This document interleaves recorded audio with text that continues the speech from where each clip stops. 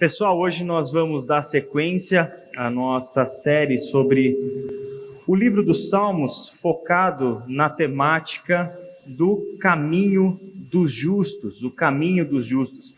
Antes de falar um pouquinho do texto de hoje, vamos lembrar o texto-chave da nossa série. Se você tiver aí a sua Bíblia, por favor, já pode abrir, porque a gente vai ler bastante texto e pode manter sua Bíblia aberta aí, seja aí a Bíblia impressa, a Bíblia no seu celular, mas a gente vai ler alguns textos. E o texto-chave da nossa série é o Salmo de número 1, que o Caleb pregou lá no início, no versículo 6. O salmista diz assim: pois o Senhor guarda o caminho dos justos, mas o caminho dos perversos leva à destruição. Eu acredito que todos nós queremos ser guardados pelo Senhor.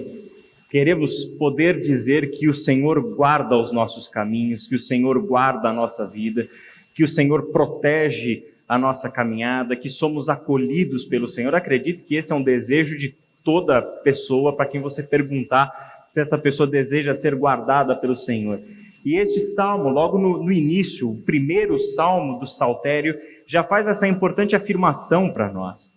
Ter o caminho guardado pelo Senhor depende, em primeiro lugar, de uma escolha do qual caminho você decidiu andar, em qual caminho você decidiu trilhar.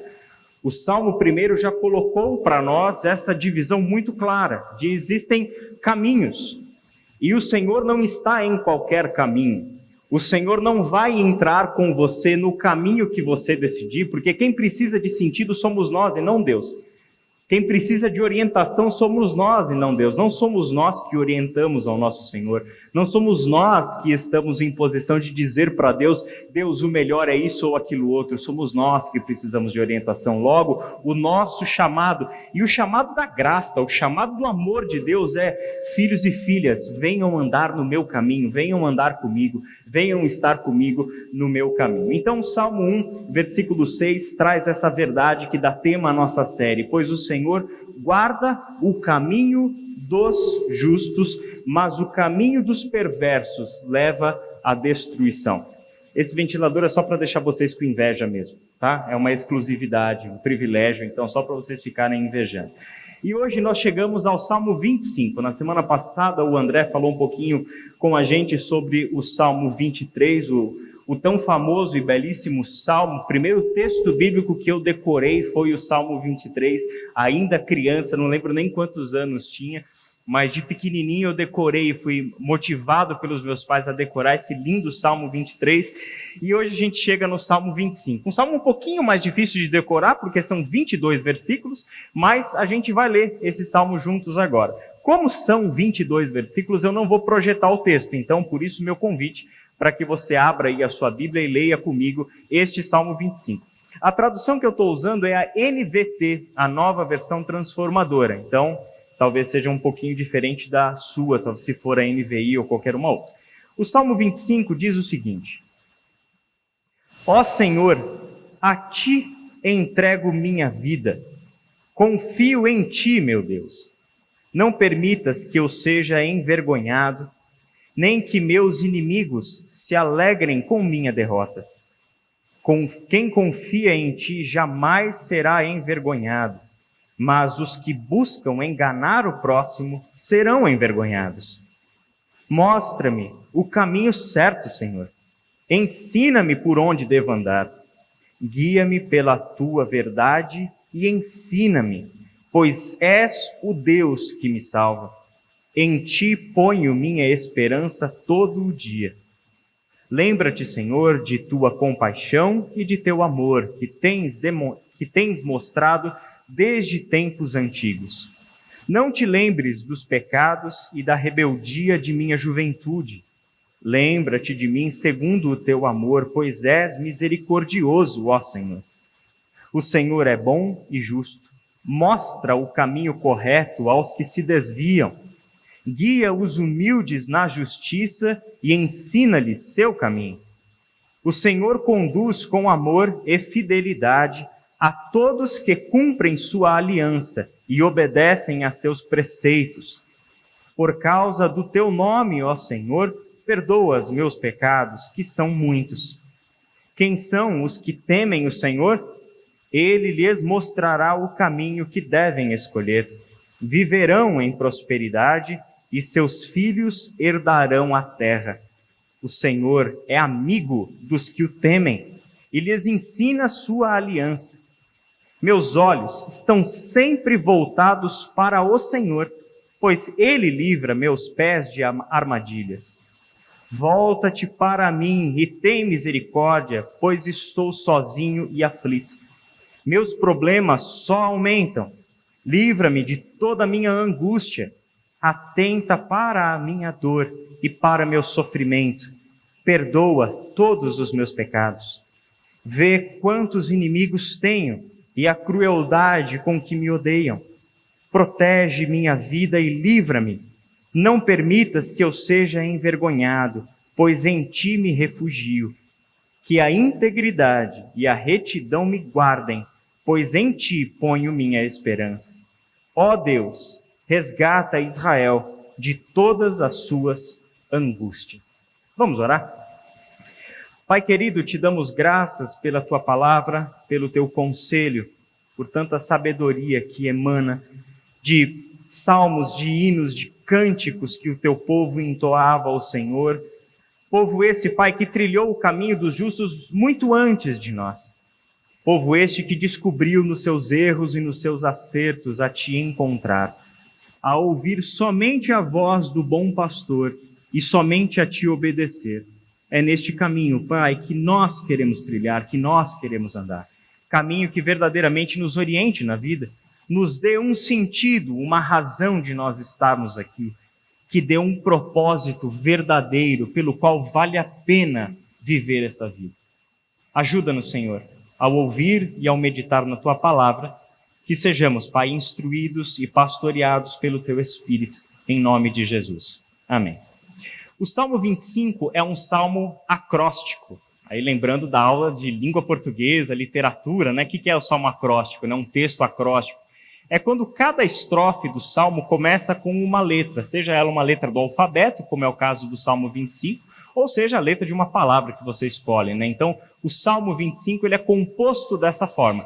Cada estrofe obedece esta regra de ser, né, de estar iniciando com uma letra do alfabeto hebraico e o próximo verso com outra letra, e assim por diante. Então, por ser um salmo acróstico, é que ele é um salmo um pouco bagunçado. A regra da poesia é o acróstico. Então, os temas vão e voltam o tempo todo dentro do Salmo 25. Ele não tem uma ordem muito lógica, justamente por causa dessa característica da poesia. E como deu para perceber, é um salmo de petição. O salmista está fazendo petições ao Senhor. Ele está levando ao Senhor o seu coração angustiado, sofrido, pressionado, um coração que precisa ser cuidado pelo Senhor, um coração que precisa de alguns ajustes, né? E ele é interessante porque em circunstâncias de necessidade ou de perigo, o salmista não se desespera. Ele vai ao Senhor. E ele vai ao Senhor lembrando que é no Senhor que eu tenho colocado a minha esperança todo dia. É no Senhor que eu tenho colocado a minha esperança todo dia. E eu confio no teu amor. Eu confio na tua fidelidade. Eu confio na tua compaixão, na tua misericórdia e assim por diante. Eu confio no teu perdão. Olha que coisa linda. São circunstâncias difíceis nas quais o salmista se encontra. Circunstâncias de necessidade, circunstâncias de perigo, mas ele não se deixa abalar. E ele não deixa também de clamar ao Senhor e levar para o Senhor as suas petições. Mas, em primeiro lugar, as petições do salmista estão recheadas de conhecimento de Deus. Estão recheadas de quem Deus é e o que Deus faz. E isso permeia todo o Salmo 25. E somente quem colocou os pés na estrada e decidiu andar com Deus no caminho dos justos, vai encontrar com os reais perigos e se dar conta das suas verdadeiras necessidades. Isso é uma particularidade do caminho dos justos. O Senhor nos chama para andar com Ele no caminho dos justos, mas em nenhum momento Ele disse que no caminho dos justos nós não teríamos aflições, circunstâncias difíceis, circunstâncias de perigo e circunstâncias de necessidades. A questão é que no caminho dos justos nós enfrentaremos os perigos que valem a pena ser enfrentados. Passaremos pelas necessidades que valem a pena buscarmos pela sua solução e sermos cuidados pelo Senhor. No caminho dos justos, nada é por um acaso. Estamos aprendendo, estamos na longa escola, de uma longa jornada de obediência ao Senhor, onde nós vamos vendo que as coisas fazem sentido. O caminho dos justos não é uma jornada tranquila. Como o Salmo pode mostrar para nós? O Salmo mostra alguém que está sofrendo a pressão dos seus inimigos. E para lidar com a pressão dos seus inimigos, o salmista aprende a confiar no Senhor. Ele lida com a necessidade de orientação. E para a necessidade de orientação, aprender com o Senhor. Ele tem que lidar com o fardo pesado da sua culpa. E para a culpa, depender da graça do Senhor. É sobre esses três assuntos que vão dos seus perigos, das suas necessidades, a como ele vai solucionar, que nós vamos conversar brevemente nessa manhã. Começando então com a pressão dos inimigos. O Salmo, desde o começo, desde o versículo 2, o Salmo, só um parênteses, como eu falei, ele é meio bagunçado por ser acróstico, então eu coloquei naquele canto os versículos que estão relacionados ao assunto aqui, tá? Só para a gente se orientar um pouquinho. Então, no versículo 2, no versículo 3, no 20, no 21, aparece este problema do salmista. Os meus inimigos me pressionam. O Salmo, em nenhum momento, identifica quem são estes inimigos. Ele não pontua para nós exatamente quem são os inimigos. E embora você sabe que nos Salmos de Davi os inimigos estão sempre presentes, né? É alguém que cultivou muitos inimigos ao longo da vida, né? E este é um salmo onde os inimigos aparecem, mas aparecem de uma maneira até um pouco mais amena, né?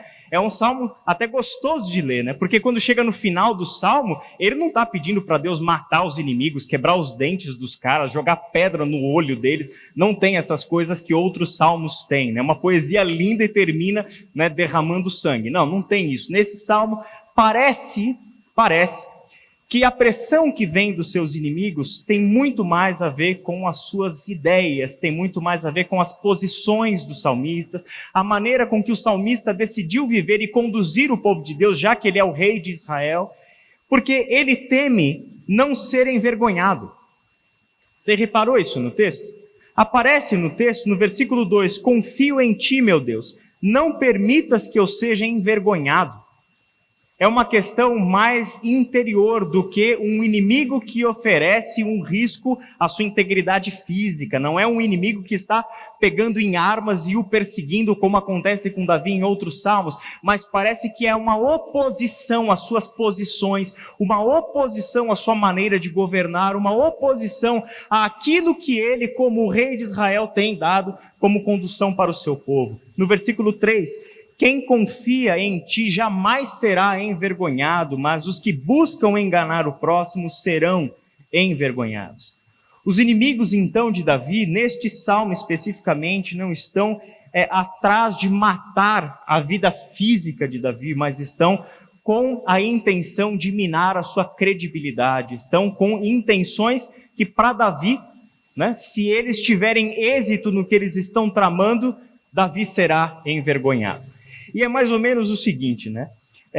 Se é uma oposição contra os ideais de Davi, e a vida de Davi tem uma marca.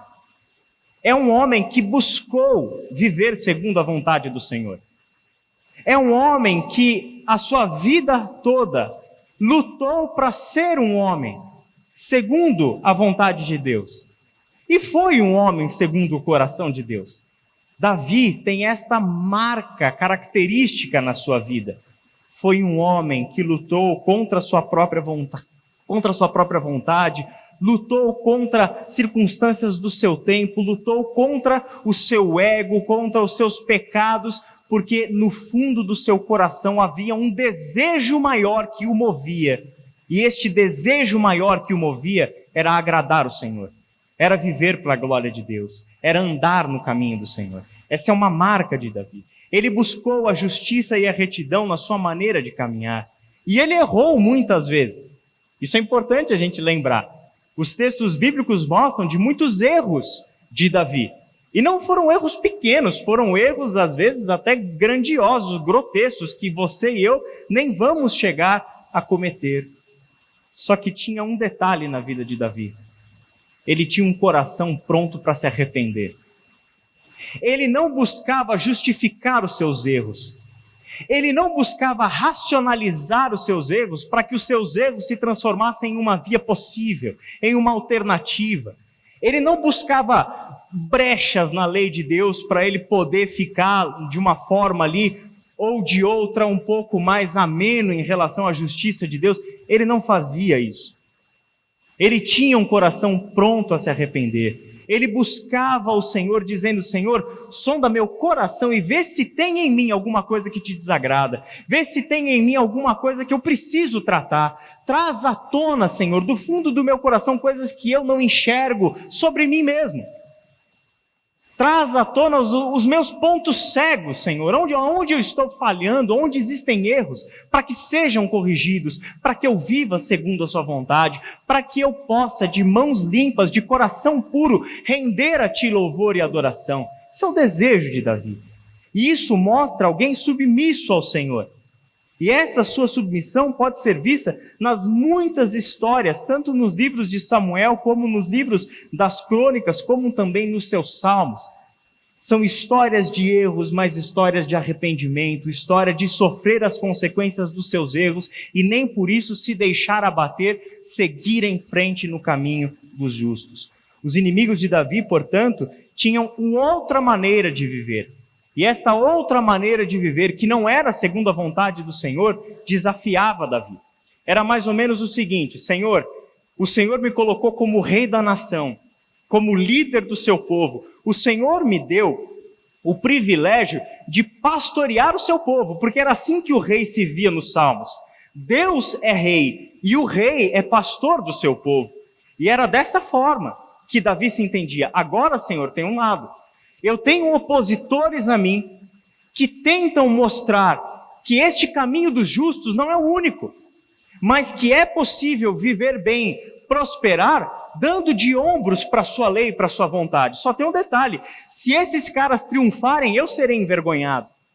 Então, Senhor, toma partido, desce e vem me socorrer, porque eu quero continuar seguindo o teu caminho e eu quero continuar a ensinar o seu povo a seguir o caminho dos justos. E aqui tem algo que é interessante. Esses inimigos confiavam em si mesmos e em seus próprios planos e em seus próprios caminhos. Não é à toa que no versículo 3, esses inimigos de Davi são caracterizados por agir por meio do engano. Eles querem conduzir outras pessoas por meio do engano, deturpar os pensamentos, deturpar a ideia, deturpar a palavra do Senhor e desta maneira conduzir as pessoas. E aqui Davi está contrastando confiar no Senhor com enganar o próximo. Olha que coisa. Existe um contraste aqui entre aqueles que confiam no Senhor e o que é o oposto de confiar no Senhor no verso 3 de Davi: enganar o próximo. Que coisa. Porque a qualidade da nossa relação com Deus é manifestada e provada na nossa relação com o próximo. Depende muito de como nós estamos andando em relação ao próximo. Se nós usamos o próximo, se nós entramos em amizades por interesses escusos, se nós fazemos do outro objeto para a nossa vontade, trampolim para a nossa realização, se nós temos amizades interesseiras e estamos cultivando amizades por meio de interesse, isso é engano. Isso é engano. E isto é o oposto do que confiar no Senhor. Confie no Senhor. Este é um tema que o Salmo levanta para nós. E aqui nós podemos fazer uma pergunta: será que nós também, você está falando de um salmo muito antigo, muito antes de Jesus, do Novo Testamento, do Evangelho, da igreja e etc. Será que nós também temos a oposição dos inimigos no caminho dos justos? A resposta é sim. O Salmo 38 diz o seguinte: meus inimigos são muitos e fortes. Eles me odeiam sem razão. Pagam o bem com o mal. E agora presta atenção. E opõem-se a mim, porque eu procuro o bem. Se você procura o bem, se você procura viver uma vida de fidelidade ao Deus, se você procura o bem, lembre-se disso, bem segundo Deus. O bem que é aquela ação, pensamento, modo de viver, que Deus coloca o carimbo dele dizendo, isso aqui é bem. Tá? Se você procura o bem, você vai encontrar inimigos pelo caminho. Jesus disse para os seus discípulos em Mateus 5,11 que eles seriam felizes quando por causa dele os discípulos fossem insultados, perseguidos e se levantassem todo tipo de calúnia contra eles. Paulo escreveu para Timóteo, 2 Timóteo 3, 12 e 13, que os que desejam viver piedosamente em Cristo serão perseguidos. Contudo, os perversos e impostores irão de mal a pior, enganando e sendo enganados. Preste atenção, Paulo dizendo para o seu discípulo no final da sua vida, Timóteo, os que desejam viver piedosamente em Cristo, Jesus, serão perseguidos. É inevitável. Mas entenda a diferença. Existe um abismo entre dizer coisas piedosas e viver piedosamente.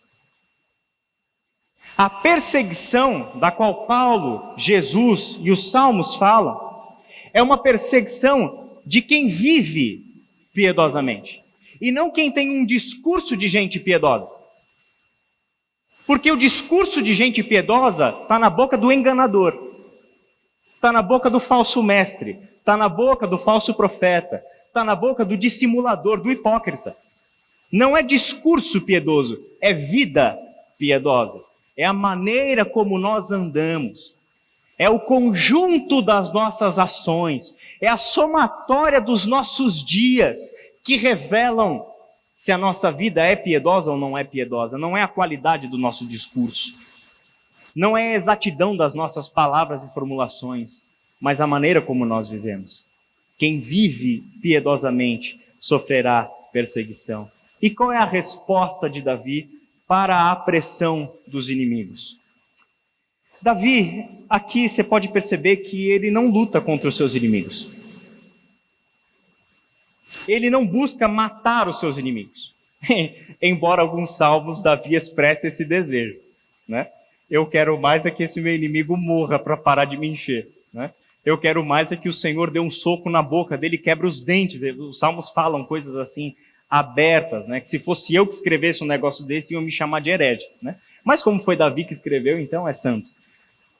Os salmos têm essas coisas. É um desejo, mas em nenhum momento a gente está vendo Davi esperando que Deus realmente faça esse tipo de coisa. É como nós nos expressamos. É mais ou menos o seguinte, você tem 2 filhos e eles estão brincando no quintal. Vamos pegar a Dani aqui com o Pedro e o Felipe. E o Felipe, como é muito mais forte do que o Pedro, bate no Pedro. E aí o Pedro vem chorando para dentro de casa, gritando, mãe, mãe, mãe, o Felipe me bateu. E aí lá com a boca sangrando, tal, e o Felipe numa boa lá, tranquilo, e o Pedro desesperado, sem, mãe, faz alguma coisa, dá um soco na cara do Pedro, esmurra ele, dá uma surra nele, ele quer olho por olho, dente por dente. Aí a Dani e o André, com a sabedoria, acolhem o menino que está sofrendo, abraça, trata a ferida, limpa o sangue, acalma o menino. Só que a sabedoria não vai me levar agora a pegar o Pedro e dar um soco na cara do Pedro e tirar sangue do Pedro. A sabedoria é dizer para o filho que está sofrendo, filho, eu vou te acolher, eu vou cuidar de você e eu sei que o que o seu irmão fez está errado, mas eu vou tratar com o seu irmão do meu jeito e não do jeito que você está mandando que eu trate. É mais ou menos dessa forma que a gente pode entender estes salmos imprecatórios, salmos onde o salmista está lá, Senhor, mata o sujeito, arranca sangue do sujeito. O Senhor vai tratar com o ímpio, e isso você pode ter certeza. Os salmos falam isso o tempo todo. A impunidade não vai durar para sempre. A impiedade tem os seus dias contados. O caminho dos injustos, o caminho dos ímpios é morte. Não tenha dúvida, isso é inevitável. Mas deixa que ele trata do jeito dele, no tempo dele, da forma dele. E aí o Salmo, então, mostra um Davi que não está, então, buscando matar os seus inimigos. Ele, como nós, discípulos de Jesus, aprendemos com Jesus a amar os nossos inimigos e a orar por aqueles que nos perseguem. Em nenhum momento nós somos os que perseguem, em nenhum momento os discípulos de Jesus são os que matam. Portanto, o que cabe a nós para lidar com a pressão dos nossos inimigos é fortalecer a confiança no Senhor. Eu acho fantástica essa resposta do Salmo. Como é que eu vou lidar com esta real pressão dos meus inimigos? Fortalecendo a minha confiança no Senhor, porque quem me protege é o Senhor. Porque quem advoga a minha causa é o Senhor. Então o foco do salmista deixa de ser os inimigos, eu não tenho nada para fazer contra você. A minha lição de casa não diz respeito a você, a minha lição de casa diz respeito ao Senhor. E é nele que eu vou fortalecer a minha confiança. É nele que eu vou fazer com que as boas memórias que eu tenho de ti, da tua intervenção, do teu cuidado, venham à tona e acalmem esse meu coração. Tragam a serenidade para um coração que está buscando vingança, que está buscando justiça. Que a confiança no Senhor seja fortalecida. Versículo 2, confio em ti, meu Deus. Versículo 3, quem confia em ti jamais será envergonhado. Olha que coisa, o salmista falando para Deus, Deus, não permita que eu seja envergonhado. E aí no verso seguinte, o que ele diz? Eu sei, Senhor, quem confia em ti jamais será envergonhado. Então eu já sei qual é a resposta para o meu problema, e eu sei como solucionar essa questão. Versículo 20, eu me refugio em ti. Isso é muito bonito dentro da história de Israel. A gente queria ter tempo para falar de cada linha do Salmo, né? Mas vocês não vão querer uma pregação até as 2 da tarde, né? Não. Eu me refugio em ti traz a ideia das cidades de refúgio. Isso é lindo. Quando alguém cometia um crime, que seria um crime, ou matava uma pessoa sem querer, ou numa briga, ou qualquer coisa assim, e precisava de um julgamento justo, antes que esta pessoa fosse vingada, ele poderia correr a uma cidade de refúgio, e na cidade de refúgio, nenhuma vingança poderia ser cometida. Embora a lei permitisse, na cidade de refúgio não. Porque na cidade de refúgio, ele está protegido e lhe garantido o direito de um julgamento justo. O Senhor é a nossa cidade de refúgio. Nele nós estamos protegidos. Nele as acusações não chegam a nós. Nele as setas inflamadas do inimigo não nos alcançam, porque ele é a nossa cidade de refúgio. Em ti eu me refugio, em ti eu ponho a minha esperança. No Senhor está a minha esperança. O que fortalece a nossa confiança no Senhor é o conhecimento de Deus e a construção de boas memórias da nossa amizade com Ele. Isso fortalece a nossa confiança no Senhor. O conhecimento de Deus. Busque conhecer o Senhor. E não deixe passar em branco as memórias dos dias em que o Senhor cuidou de você de uma maneira especial. Guarde isso. Faça o que o salmista fazia. Escreva. Conte as suas bênçãos. Guarde as suas memórias. Cultive as boas memórias, porque no dia da angústia você tem uma ferramenta dentro de você, que é olhar para trás e dizer, o Senhor até aqui cuidou de mim. E isso não é uma fala vaga. Eu trago à memória a lista do cuidado do Senhor em relação à minha vida. A maneira como graciosamente o Senhor me protegeu. A maneira como agora eu olhando para trás eu vejo que o Senhor estava lá quando eu achei que eu estava sozinho.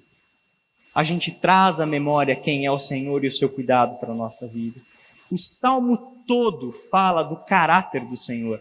O Salmo 25 descreve o Deus em quem o salmista confia. Compaixão, amor leal, bondade, justiça, fidelidade, amizade. São as palavras que o salmista usa ao longo dos 22 versículos para falar do Deus que ele conhece. E por causa disso é que ele pode dizer: eu confio em ti, eu me refugio em ti, e em ti eu coloco a minha esperança. Este é o Deus que o salmista conhecia, o Deus que guarda, o Deus que perdoa, o Deus que acolhe, protege, provê e ama. Em segundo lugar, o salmista tem a necessidade de orientação. E isso é comum para todos nós. Diferente dos animais que agem por instinto, você e eu não nascemos sabendo quem nós somos, não nascemos sabendo o que temos que fazer, isso não vem com a gente. Nós também não nascemos tendo noção clara do certo e do errado e do que nós precisamos aprender. Nós precisamos, desde cedo, aprender sobre o certo e sobre o errado, sobre quem nós somos, sobre onde nós estamos, sobre o que eu devo fazer com a minha vida e assim por diante. Nós precisamos de orientação, porque orientação é uma necessidade humana e não apenas do salmista. E essa característica humana deve nos levar também a um questionamento. Quem ou o que tem orientado a gente? Se nós precisamos de orientação por necessidade humana, todos nós estamos procurando orientação, consciente ou inconscientemente. E estamos recebendo orientação, consciente ou inconscientemente. A pergunta de quem quer andar no caminho do justo é justamente essa. Quem ou o que tem nos orientado? Quem tem dito para nós qual é o caminho? Quem está dizendo para nós no que devo pensar, como devo agir, como devo me comportar, como devo responder? Alguém ou alguma coisa está dando orientação para nós. Por isso que o salmista faz um pedido muito claro no versículo 4, logo na parte A. Mostra-me o caminho certo, Senhor. Grifa isso aí na tua Bíblia. Mostra-me o caminho certo, Senhor. Esse pedido do salmista só tem sentido na cabeça de alguém que sabe que ele está diante de inúmeros caminhos errados. Que ele tem diante de si uma infinidade de caminhos que são errados.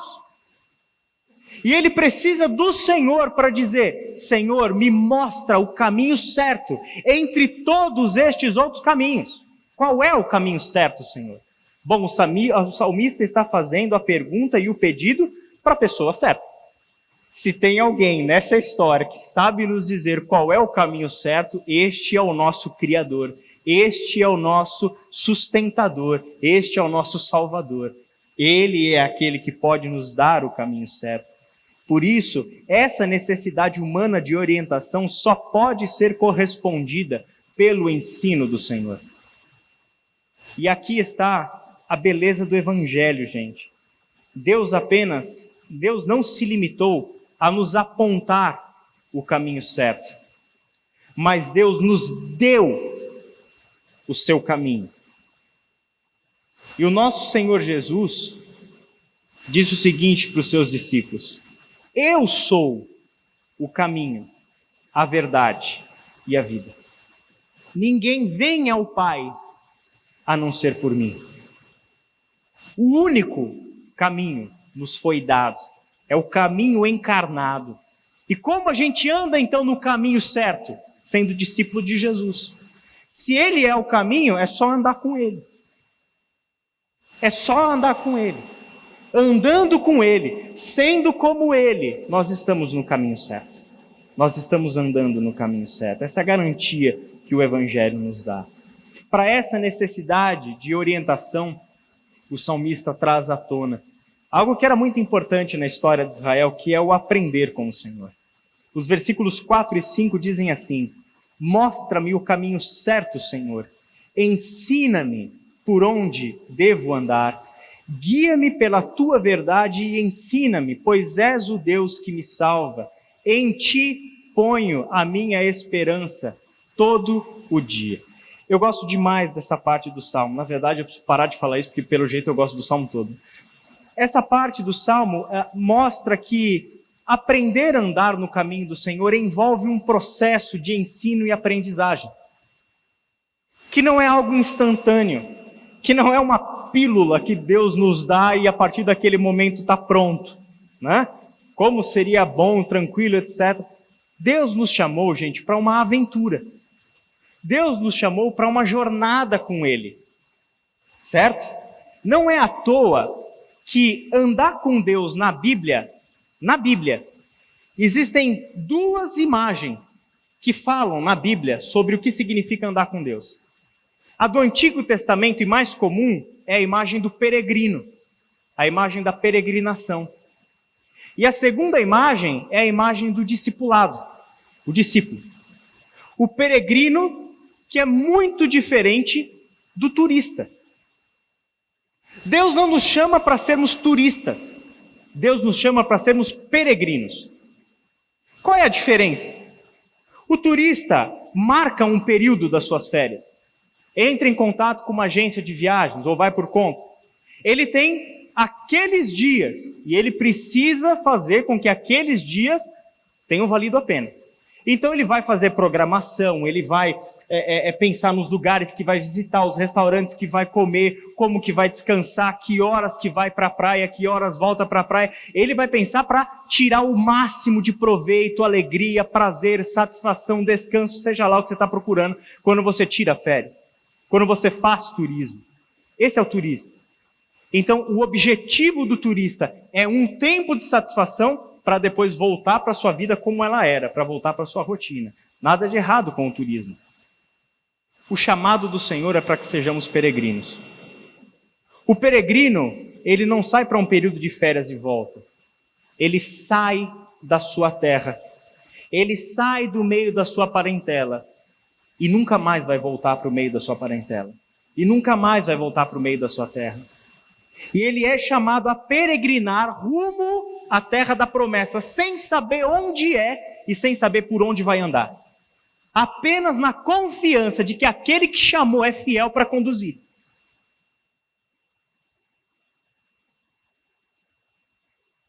O turista volta para casa com memórias de alegria, prazer, satisfação e etc. O peregrino chega no seu destino cansado, com os pés machucados, com o coração sofrido, porque o peregrino teve que no caminho enfrentar muitas mortes, mortes do seu próprio ego, mortes dos seus próprios planos. Ele teve que enfrentar o arrependimento e a culpa. Ele teve que enfrentar com persistência, ser fiel ao Senhor em meio às adversidades e dificuldades. Ele chega no destino, ele cruza a linha de chegada dizendo: ufa, cheguei, acabou. A não ser que você tenha tido férias horríveis, mas geralmente não é assim que a gente chega de férias, né? Ufa, acabei, né? Não, é ufa, quero de novo. Essa não é a imagem do peregrino. A imagem do peregrino é: deixamos o deserto para trás, agora entramos na terra prometida onde mana leite e mel. Agora estamos num lugar de verdadeiro descanso. O chamado do Senhor é para que sejamos peregrinos. Não é para cultivar apenas momentos de alegria, de prazer e depois voltar à nossa rotina, do nosso jeito, da nossa forma, com o nosso desejo. Não. É para deixar tudo isso para trás e rumar a uma terra completamente desconhecida, nova, onde enfrentaremos os muitos perigos da peregrinação. Então, 4 características dos alunos se apresentam nesse salmo. A primeira é a persistência. Ele espera no Senhor, versículo 5. Ele não desvia os olhos do Senhor, versículo 15. Olha comigo o versículo 15. Olha que sacada genial do salmista. Meus olhos estão sempre voltados para o Senhor, pois Ele livra meus pés das armadilhas. Pergunta: ô salmista, não é mais sensato você ficar olhando para a armadilha, para você ver onde tem armadilha? Enquanto você está caminhando, não é melhor você colocar os teus olhos no chão para ver aonde você está pisando, para saber se você vai pisar errado ou certo? para saber se você vai pisar numa armadilha ou não. Que legal que o salmista faz, né? Os olhos dele não estão nas armadilhas. Ele continua no caminho, com os olhos fixos no Senhor, porque quem livra ele da armadilha não é ele, não é a sua habilidade, não são os seus próprios olhos, não é a sua destreza. Quem livra ele das armadilhas é o Senhor. Então fortalece o olhar no Senhor e para de olhar para os inimigos e para de olhar para as armadilhas. Para de tentar resolver a coisa com a sua própria força e coloca os olhos no Senhor. Aprende a confiar no Senhor, aprende a depender do cuidado do Senhor. Outra característica, segunda, é o arrependimento. Ele se reconhece como pecador. Ele se reconhece como alguém que comete pecados, versículos 7, 8, 18. Ele se apresenta não como aquele aluno que sabe tudo e que merece a melhor nota. Ele não se apresenta como aquele que tem toda a capacidade e tudo mais. Não, ele se apresenta como Jesus falou no Sermão do Monte, pobre de espírito, espiritualmente falido. Ele não tem nada para apresentar. Senhor, eu sou pó, eu sou pecador. Os meus atos são pecaminosos. Senhor, não se lembra dos meus pecados passados, não se lembra dos meus pecados da juventude. Eu os reconheço. Eu sei que eu sou pecador. Porque esta é uma qualidade do discípulo de Jesus. Obediência, submissão, arrependimento. Arrependimento. Só há arrependimento quando nós nos reconhecemos pecadores e necessitados da graça do Senhor. Terceira característica é a obediência, que se vê no pedido dele para ser guiado na justiça. Versículo 9. Ele tem certeza de que a obediência aos preceitos da aliança é o único caminho para viver debaixo do amor e da fidelidade do Senhor. Versículo 10. É alguém que tem um coração obediente. Mas lembra disso, no caminho dos justos, a obediência é parte do que está em movimento. Estamos sendo treinados. Deus está nos ensinando a obedecer. E só tem um jeito de melhorarmos a nossa habilidade de obediência. Sabe qual é? Obedecendo. É na prática da obediência que nós vamos aprendendo a desfrutar do melhor do caminho dos justos. A quarta e última característica é a reverência. Ele teme o Senhor. Versículos 12 e 14. Ele sabe que a amizade com Deus só é possível quando entendemos que nós não somos Deus. Que Ele, Deus, é santo. Ele teme a Deus. E o que isso significa? Temer a Deus, gente, é levar Deus a sério. Deus não é brincadeira. Deus não é ídolo. Deus não é ídolo. Deus não é uma coisa qualquer. Deus não é acessório para a realização da tua vontade. Deus não é gênio da lâmpada para satisfazer seus desejos. Deus é santo. Deus é o Senhor. Deus é o justo. Deus é a verdade. O salmista leva Deus a sério. E ali se manifesta a palavra de reverência. Ele não brinca com Deus. Ele não brinca com Deus. O pedido do salmista é pela vontade geral desse Deus. Quer dizer, não é um pedido isolado de uma orientação, sabe? Num momento da vida onde a gente precisa decidir entre A ou B, e aí a gente quer a vontade de Deus se manifestando ali para nós, porque a gente quer fazer o melhor negócio, a gente quer ter a melhor decisão. Então, como Deus é soberano, vamos perguntar a vontade dele para dar certo o meu negócio. Não é esse tipo de pedido de orientação para o Senhor. Ele está pedindo a orientação sobre os caminhos do Senhor. Quais são as veredas do Senhor? Quais são os caminhos do Senhor? Que eu quero viver neste caminho. Ele está falando de uma orientação para a vida. E este pedido de orientação do salmista traz a nós uma capacidade que Deus quer cultivar naqueles que caminham no caminho dos justos, que é a capacidade de discernir a verdade. É a capacidade de discernir entre o certo e o errado. Discernir entre o caminho do justo e o caminho do ímpio. O desejo do salmista é o contrário do desejo de Adão e Eva. Adão e Eva quiseram obter discernimento independentemente de Deus. Quer dizer, eu quero obter discernimento para decidir eu mesmo sobre bem e mal, independente de Deus. Eu não quero saber de Deus. Eu quero eu ser como Deus. O salmista deseja ser orientado por Deus para então obter discernimento entre o bem e o mal. O caminho de Adão e Eva é o da desobediência. O caminho do salmista, e deve ser o nosso, é o da obediência. Andando com Deus, aprendendo a discernir entre o bem e o mal, o certo e o errado, a verdade ou o engano. Ou como diz o texto de Hebreus, capítulo 5, versículos 13 e 14. Quem se alimenta de leite ainda é criança e não sabe o que é justo. O alimento sólido é para os adultos, que pela prática constante são capazes de distinguir entre o certo e o errado. Gente, esse é o alvo do discipulado. Esse é o alvo do caminho dos justos. Entenda isso. Não é encher a tua cabeça de conhecimento para que você tenha um discurso piedoso. Não é isso que Deus está fazendo. Deus está nos dando conhecimento de si pela experiência e pela prática, porque Ele quer que eu e você sejamos capazes de discernir entre o bem e o mal, o certo e o errado, e sempre optarmos pelo bem, e sempre optarmos pelo que é certo, e sempre optarmos por aquilo que é justo. O discernir entre certo e o errado na caminhada cristã é uma qualidade da pessoa madura. E a pessoa madura é aquela que está andando com Deus no caminho dos justos. É aquela que entendeu qual é a vocação da sua vida, é aquela que entendeu que a nós cabe ser como Cristo, sermos discípulos de Jesus de Nazaré, sermos como Ele. O maduro, e isso é importante, pela prática constante. Olha que coisa! É a ação repetida, a prática constante. É a habilidade sendo desenvolvida. É o discernimento sendo aguçado, nos tornando verdadeiramente sábios segundo Deus. Sábios segundo a vontade de Deus.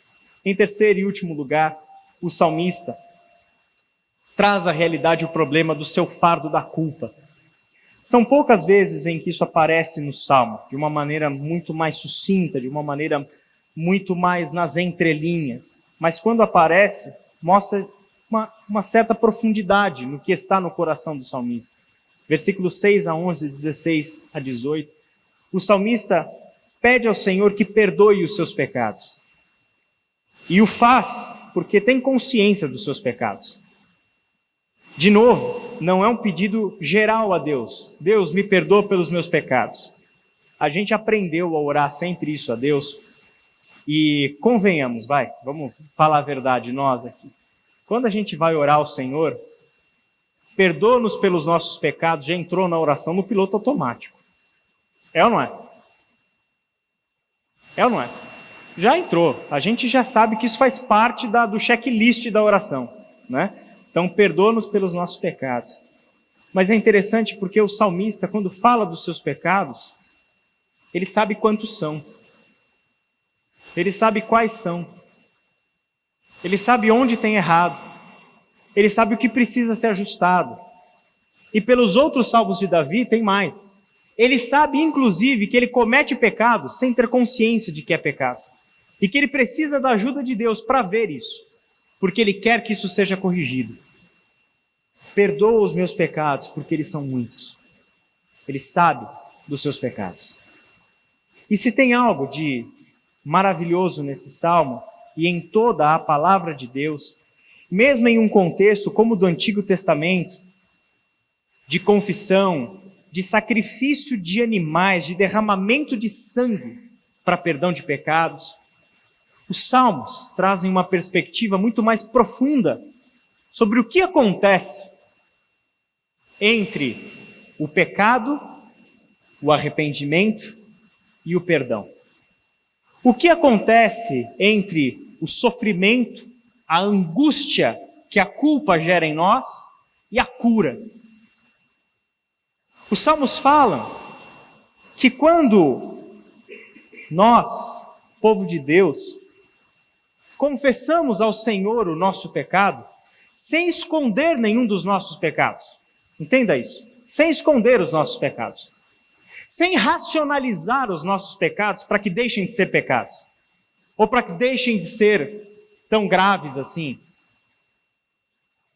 Quando nós reconhecemos o nosso pecado e confessamos ao Senhor o nosso pecado, Nós estamos diante do Deus misericordioso.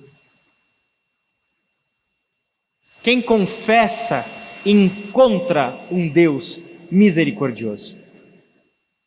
Quem confessa os seus pecados encontra o Deus que é amor, que é perdão, o Deus que é leal, compassivo, um Deus que nos entende e sabe exatamente quem nós somos. Por isso o Salmo nos ensina a depender da graça do Senhor. Meu irmão, minha irmã, eu não sei qual é o peso que este fardo tem na sua vida. Não sei qual é a sua história. Não sei qual é o peso que o pecado tem na sua vida. Se é coisa recente, se é coisa antiga, se é coisa que está acontecendo agora, eu não sei. Eu sei de uma coisa, os salmos mostram para nós que pessoas santas tinham que lidar com a culpa. Você entende isso? A culpa não é uma coisa do pecador descarado. A culpa tem a ver com consciência de santidade. Lida com a culpa por causa do seu pecado quem verdadeiramente ama o Senhor e sabe que Deus é santo. Percebe? Então eu não sei qual é o peso desse fardo na sua vida, mas eu sei de uma coisa: a graça do Senhor é o que cobre uma multidão de pecados. A Bíblia não nos ensina a lidar com a culpa com mais culpa. A Bíblia não nos ensina a lidar com a culpa com autoflagelação, seja ela física, que é mais raro, mas principalmente a comum, que é a autoflagelação emocional. A Bíblia não nos ensina a lidar com a culpa dessa forma. A Bíblia nos ensina a lidar com a culpa aos pés da cruz de Cristo, na manifestação plena do amor e da graça do nosso bondoso Deus. É ali que está a cura da doença da culpa. É no Senhor. O Senhor nos chama para uma vida dependente da graça de Deus, onde a relação de culpa e de distância é substituída por uma relação de amizade. Olha que coisa linda que diz os versos 14 e 15 do Salmo 25. O Senhor é amigo dos que o temem. Ele lhes ensina a sua aliança. Meus olhos estão sempre voltados para o Senhor, pois Ele livra meus pés de armadilhas. Inimigos, orientação e culpa podem ser os verdadeiros inimigos e armadilhas que estão pelo nosso caminho. É no Senhor que nós nos livramos de todas elas. É no Senhor que nós tratamos de todas elas. Eu queria que você guardasse essa palavra com você. O Senhor é amigo dos que o temem. O que o Senhor sempre quis de você não é nada mais e nada menos do que desfrutar com você da amizade que Ele está te oferecendo. Desfrutar com você na caminhada da parceria, da amizade, da intimidade, onde nele nós temos tudo o que nós precisamos. Nele não precisamos mais temer os inimigos porque aprendemos a confiar nele. Nele solucionamos a nossa necessidade de orientação porque sabemos que da boca dele não sai o engano. Nele, nós temos a cura para o fardo da nossa culpa, lançando sobre ele os nossos pecados, porque ele levou sobre si verdadeiramente os nossos pecados na cruz do Calvário. Feche os teus olhos e vamos orar. Pai querido, te damos graças pela tua palavra, pedimos a tua condução ao longo dessa semana, meditando, Senhor, no que foi lido e ministrado nesta manhã. Senhor, sobretudo, Pai, oriente o seu povo a confiar em Ti. Oriente o seu povo a aprender com o Senhor. Oriente o seu povo a confiar na Tua graça e no Teu amor. Que inimigos, Pai, que necessidade de orientação e que o fardo da culpa sejam entregues diante do teu trono de graça, porque em ti nós encontramos a resposta para todas as nossas angústias, para tudo aquilo que nos aflige. Em nome de Jesus. Amém.